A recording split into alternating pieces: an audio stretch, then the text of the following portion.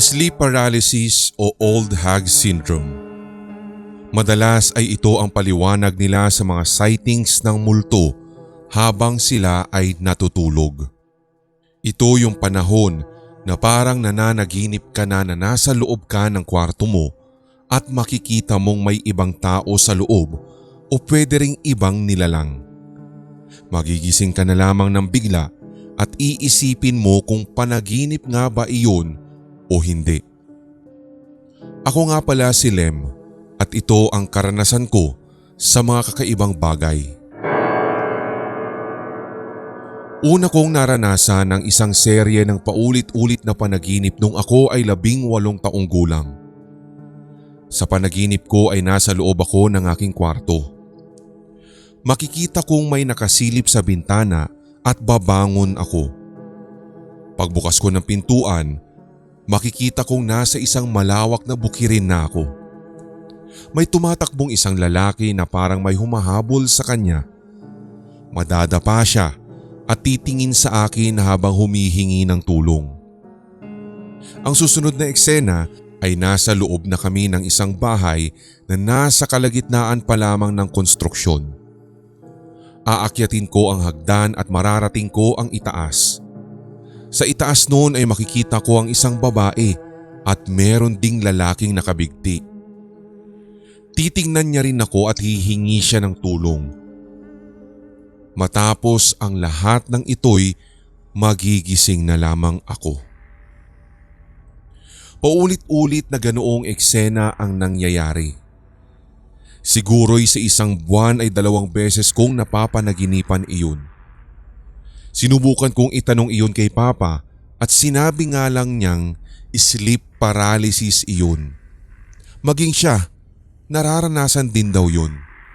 Madalas din daw iyon mangyari sa kanya. Dumating ang panahon na ang lalaki sa labas ng bintana na nasa panaginip ko ay pumasok na sa loob ng kwarto ko. Nakatingin siya sa akin. Matapos iyon ay tatakbo siyang palabas ng bahay at susundan ko siya. Pagbukas kong muli ng pintuan ay nasa bukirin muli ako. Mas matagal ang panaginip kong iyon at nakita ko pa nga kung paano siya pagsasaksakin ng hindi kilalang lalaki. Kinuha niya ang katawan nito at binunot pa isa-isa ang ngipin at kuko. Ang ibang parte naman niya ay pinagpira-piraso.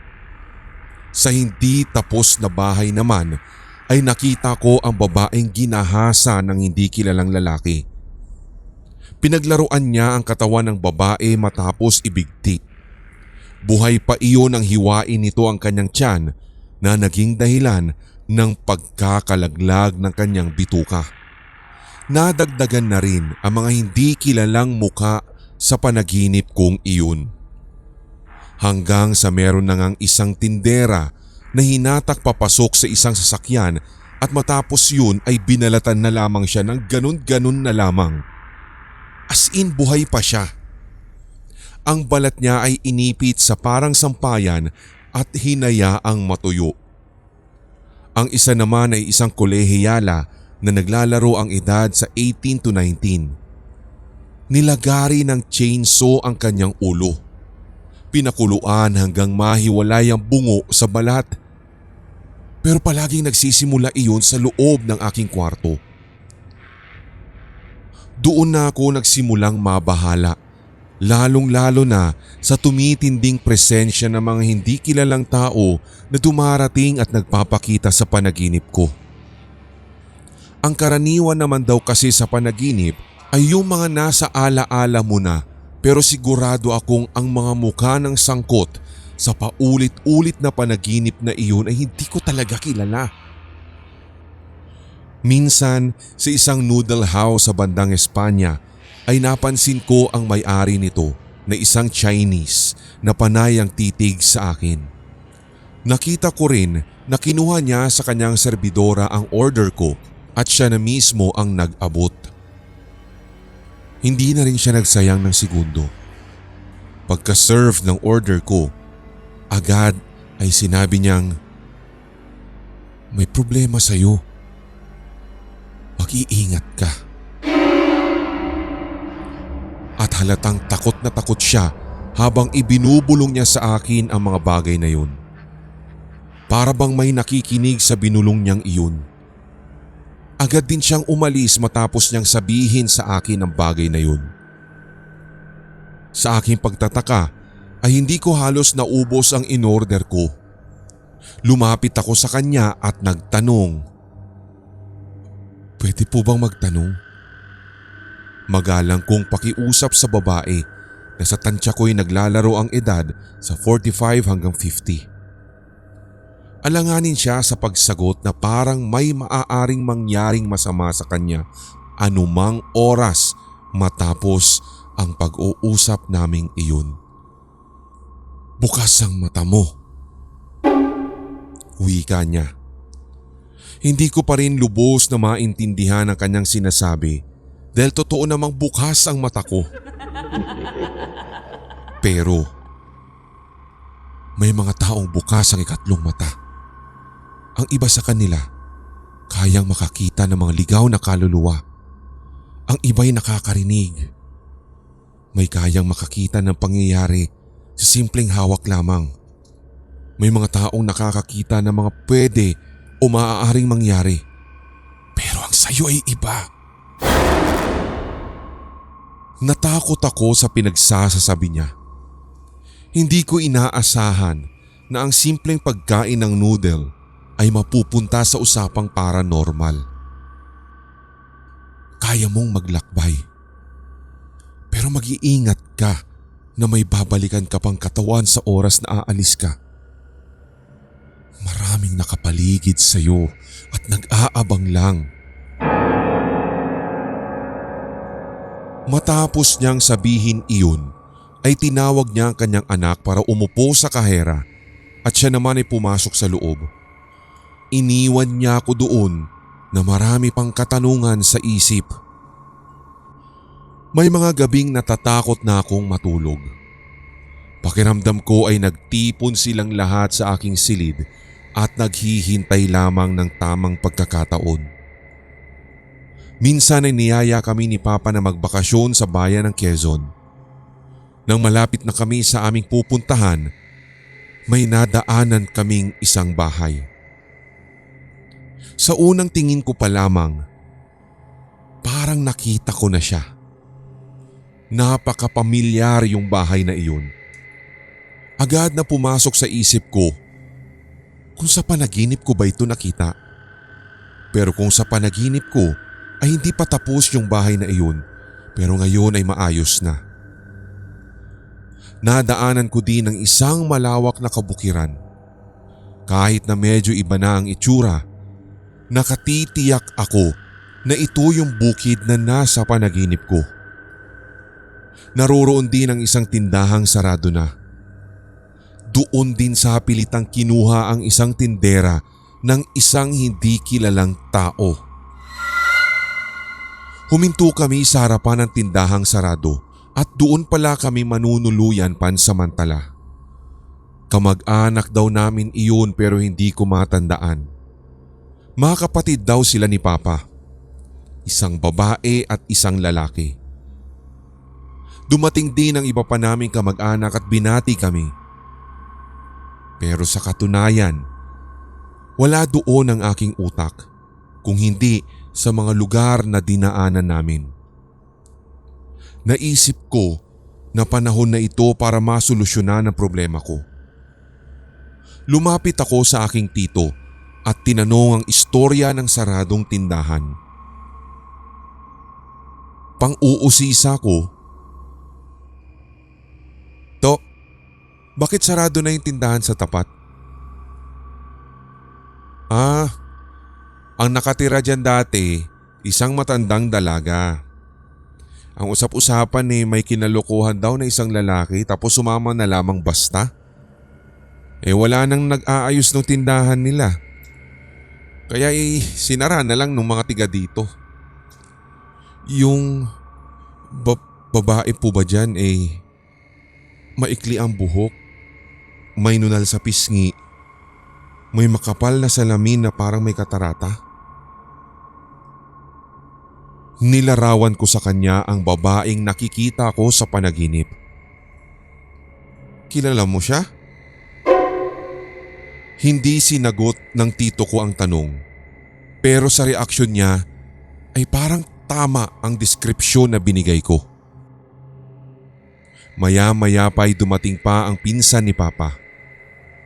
Naisa na ni Papa na bumisita sa bahay nila, ngunit medyo may kalayuan ito at medyo magulo pa raw doon. Kilala ko yung mukha ng lalaking yun. Hindi ako pwedeng magkamali. Siya yung lalaking pumatay sa isang taong napapanaginipan ko. Tumindig ang aking balahibo nang suklayin niya ang buhok ko. Ang laki na ng anak mo ah. Sabay tawa. Hindi ko na itago ang pagkailang sa kanya. Pumasok ako bigla sa bahay at nagpaumanhin na lamang ang aking ama. Maya-maya pa ay nilapitan ako ng aking tita at nagtanong. Oh, Lem, ano problema? Parang natakot ka sa taong iyon. Hindi ko sinagot yung tanong niya. Bagong salta kami at kung anumang masamang sasabihin ko, maaaring ikapahamak namin ni Papa. Napansin lalo ni tita ang aking pagkabalisa kung kaya't, Lem, nakikita ko sila. Nakapaligid silang lahat sa iyo. Ngumiti pa nga si tita sa akin, sabay sabing, mukhang ikaw ang napasahan. Si lola mo kasi nakakakita ng kung ano-ano. Ginamit niya yun para makatulong. Ako naman, ganun din. Nakakakita. Pero yung sayo yung iba. Hindi mo sila nakikita pero nakapaligid silang lahat sayo. Para kang may magnet. Nakampante ako. May nakakaintindi pala sa akin. Nagpaalala na lamang sa akin si tita at sinabing, hindi kita pipiliting magsalita, pero matatagalan kayo dito. At sa oras na gusto mo na magsalita, makikinig ako. Ah, tita, napapanaginipan ko sila. Bago pa makaalis si tita, ay inamin ko sa kanyang lahat. Nakikita ko sa panaginip ko ang nangyari sa kanila. Yung pagkamatay nila. Basta lahat ng detalye na nangyari sa kanila sa huling oras nila. At nag-alinlangan ako bigla. Alinlangan pa rin sana akong sabihin na ang pinsan nila ang nakikita kong pumapatay sa mga iyon. Pero mukhang mapagkakatiwalaan naman si tita. Kaya tinuloy ko at inamin ko na. Yung pinsan yung dumating. Siya yung nakita kong pumapatay. At nagbago bigla ang itsura ni tita. Sinara niya ang pinto at sinilip kung may nakarinig ba sa aming usapan. Tinawag niya si Papa sa loob at sinabi sa kanya ang lahat ng sinabi ko. Nabahala sila sa natuklasan nila. Hinayaan nilang nagkikwentuhan sina tito kasama ang iba pa naming kamag-anak at pinsan habang si tita naman ay sinamahan kami sa istasyon ng pulis. Isang pulis lang sana ang sasama sa amin, ngunit sinabi kong mas maigi kung may 3 sila. Mabuti na lamang at nakinig sila sa akin. Pagdating sa bahay, gaya ng inaasahan ay wala pa ang pinsan nila doon. Siguro ay abala itong nakikipagkwentuhan sa iba pang mga kamag-anakan namin. Pagbukas pa lamang ng pinto ay amoy na amoy mo na ang nabubulok na karne. Madilim ang loob, na parang sinadyang takpan ang lahat ng bintana. Naramdaman ng isa sa mga pulis na may dumampi sa kanyang batok. Inilawan niya ito at nakita ang may isang balat na nakasampay sa gawing sala. Natural naman na ginagawa iyon sa mga balat ng hayop, kaya't hindi siya nagtaka, ngunit nang suriin niya itong mabuti, balat ito ng isang babae. Meron ding lampshade na gawa sa binalatang mukha ng mga tao. Ang mangkok niya ay gawa sa bungo ng tao. May ulo pa na nakabalot sa isang sako at nang suriin iyon, ulo pala ng nawawalang matanda. May sinturon din na gawa sa nipples ng babae. Ang mga buto ay pinagtagpi-tagpi at ginawang kurtina. Wala ni isa sa amin ang makapagsalita sa nadatnang eksena. Ang mga damit na tinahi ay yari sa balat ng isa pang dalaga. Napaupo ako sa isang upuan sa sobrang panghihina. Nakaramdam ako na may tumusok sa akin nang inilagay ko ang aking kamay sa armrest at nang makita ko ay punong-puno pala iyon ng dekorasyon na gawa sa mga ngipin ng tao. Sa salamin niya ay makikita mong nakadikit ang dalawang labi ng kanyang mga naging biktima. Hindi kinaya ng isa sa mga pulis ang nadatnang eksena sa loob kung kaya't lumabas ito at sinuka lahat ng kinain niyang agahan. Putang ina! Sinong baliw ang makakaisip gumawa nito? Diring-diri ang kanyang itsura habang patuloy pa rin sa pagsuka. Hindi lubos maisip ng tatlong pulis kung ano ang unang kukuha ng ebidensya. Hanggang sa dumating na rin ang mga opisyal ng Crime Division para imbestigahan ang nangyari. Agad namang inaresto ng mga pulis ang kanilang pinsan na nang mga oras na iyon ay nakikipagkwentuhan pa sa mga taong bigla na lamang nawawala sa kanilang bayan. Maagang natapos ang bakasyon namin sa bayan na iyon. Naisip ni Papa na mas maganda kung uuwi na lamang muna kami at babalik na lamang doon sa isang pagkakataon. Pero bago kami umalis, binalaan na naman ako ni Tita. Mag-iingat ka ha. Maaaring nawala na ang iba pero marami pa rin silang nakapaligid sa iyo. Mamimili ka ng tutulungan. Baka kasi may umagaw sa katawan mo. Natakot ako sa panghuling sinabi na iyon ni Tita. Sa ngayon, tuwing mananaginip ako ng mga taong nasa loob ng aking silid ay pinaaalis ko na lamang sila at sinasabing hindi ako ang tamang tao na dapat hinga ng tulong. Matapos iyon ay nawawala na lamang silang bigla. Napag-alaman naming hindi pala simpleng sleep paralysis ang nangyayari sa akin, kundi isang astral projection.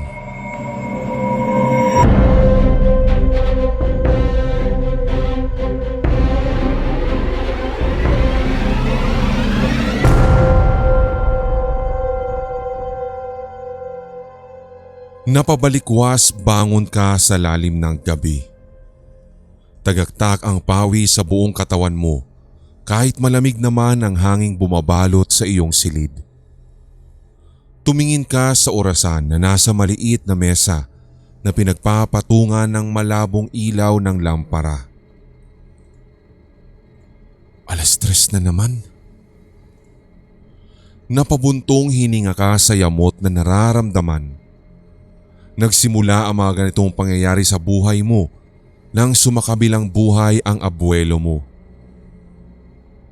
Simula noon, gabi-gabi ka nang binabagabag ng kakaibang panaginip. Sunod-sunod na gabi at walang patid, walang tigil. Inisip mo na baka sinumpa ka na ng lolo mo matapos mong tumangging sumama sa Japan upang makibahagi sa lamay at libing niya. Gaya ng ilang gabi, Nagsisimula ang panaginip mo sa isang malawak na lugar. Walang iba roon kundi ikaw lamang at ang lupang kinatatayuan mo. Magsisimula kang maglakad. Hindi alam ang patutunguhan. Otomatiko nang humahakbang ang paa mo sa direksyon na tila nakaprograma na sayo. Para kang isang makinang walang utak at walang kontrol sa sariling katawan. Ramdam na ramdam mo ang takot sa bawat hakbang na ginagawa mo. Kinukumbinsi mo ang sarili na isa na naman itong masamang panaginip at kailangan mong magising ngunit walang silbi ang kahit anong pagpupumilit mo. Kung hindi pa iyon sapat, magsisimulang lumaki at bumilis ang hakbang ng mga paa mo hanggang sa mapansin mong tumatakbo ka na pala. Unti-unting nagbago ang lugar. Mula sa isang lugar na bakante ay dinala ka noon sa isang lugar na puro kamatayan lamang. Isang pamilyar na lugar mula sa baul ng iyong alaala nung ikaw ay bata pa lamang. Tinawid mo ang tulay na ilog na nilalakaran mo nung murang edad mo patungo sa iisang destinasyon. Malayo ka pa sa bukana ng rumaragas ang ilog pero tanaw mo na ang kumpulan ng mga tao habang hinihintay ang isang partikular na bisita. At ito'y walang iba kundi ikaw. Sinalubong ka ng mga mukhang hindi na naiiba sa'yo. Naroon ang kalaro mo nung bata ka pa na aksidenteng natangay ng malakas na agos ng ilog matapos nitong sagipin ka. Ang matandang kapitbahay nyo na nangingitim ang mangilan-ngilan ng ngipin sa kanyang harapan at mahilig pang dumila at higit sa lahat ang lolo mo na matamang naghihintay sa iyo. Animoy isang pagtitipon ng lahat ng namayapa ang araw na iyon. Walang palitan ng salita ang naganap. Nakabuka lamang ang bibig nila, sanhi ng ngiting hindi nila maikubli sa pagdating mo. Ang mga mata mo ay punong-puno ng pagtanggi, ngunit ang katawan mo ay kusang nagpapaubaya. Hihiga ka sa isang balsa na nilatagan ng isang banig.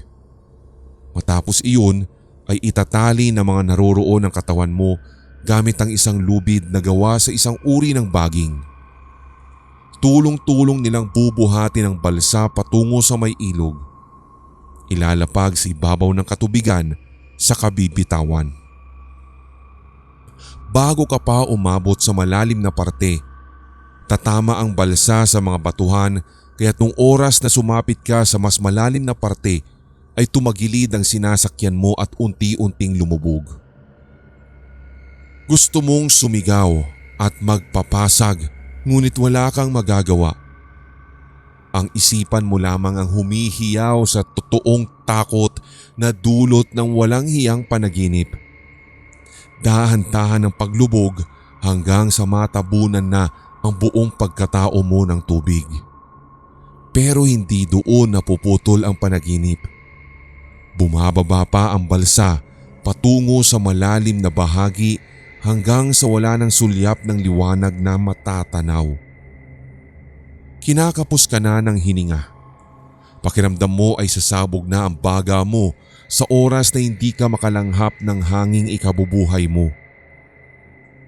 Isang malalim na hinga pa at bigla ka na lang nagising. Ganoon palagi. Pagod ka na at medyo natatakot na sa tuwing mahihimbing ka ay nararanasan mo kasing mamatay. Bumangon ka at iniwanan ng iyong kama na basa na rin ng pawis. Humarap ka sa salamin at tinignan mo ang iyong mga mata na malalim na at namumula. Bakas pa rin ang itim na guhit sa ilalim nito at hindi na maganda ang iyong balat. Binuksan mo ang pintuan ng kwarto. Umaasa na sana ay makakapunta ka ng kusina para madampian ng malamig na tubig ang nanunuyo mong lalamunan. Pero isang bakanteng lugar ang tumambad muli sa iyo. Nagsimula na namang maglakad ang iyong mga paa at hindi mo na naman ito makontrol. Hindi ka makapaniwalang nagsisimula na naman ang kinasusuklaman mong eksena. Iniisip tuloy ngayon kung tulog ka ba o gising pa. Maya-maya pa'y tumatakbo ka na papunta muli sa lugar kung saan sisimulan ka na naman nilang lulurin at patayin. Wala kang magagawa. Muli ay nauwi ka sa isang balsa habang unti-unting lumulubog papunta sa kailaliman ng tubig. Kung hindi ka man tatakasan ng buhay mo, ay tatakasan ka naman ng katinuan mo. Gusto mong magpumiglas pero ang tangi mong nagawa ay suminghap-singhap hanggang sa huling malalim na hinga mo ay muli ka na namang nagising. Tagaktak ang pawis mo sa muka na tumutulo pa sa basang dibdib mo.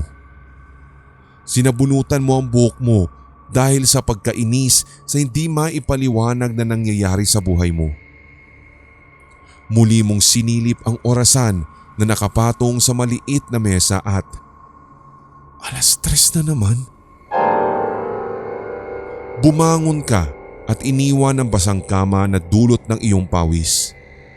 Tinungo mo ang salamin at napaisip ka. Naalala mong ganito rin ang ginawa mo kanina. Dahan-dahan mong tinungo ang pintuan. Alanganin ka pang ang buksan iyon. Takot na kamatayan na naman ang nasa kabilang bahagi nito. Unti-unti mong inikot ang hawakan ng pintuan at nang matagumpay mong mabuksan ay nauwi ka na naman sa isang malawak at bakanteng lugar. Nagsimula ka muling maglakad ng walang tigil. Tumutulo ang luha mo pero wala kang magawa. Panaginip pa rin pala ito. Gustong-gusto mo nang gumising pero mukhang hindi na mangyayari iyon. Lingid sa iyong kaalaman ay nagtitipon sa iyong harapan ang mga mahal mo sa buhay habang pinagmamasdan ang wala ng buhay mong katawan na nakahiga sa may kama. Umiiyak ang iyong mama. Hindi makapaniwala na matapos yumao ng iyong lolo kamakailan lamang ay ikaw naman ang sumunod. Iuuwi rin ba natin siya sa Japan at papaanurin yung katawan sa ilog gaya ng hiling ni lolo bago mamatay? Dire-diretsyong tanong ng kapatid mong babae sa papa mo. Ang sagot naman ng iyong ama, oo. Iyon kasi yung huling hiling ng lolo mo. Ang magkasama sila ng paborito niyang apo kapag namatay na ito.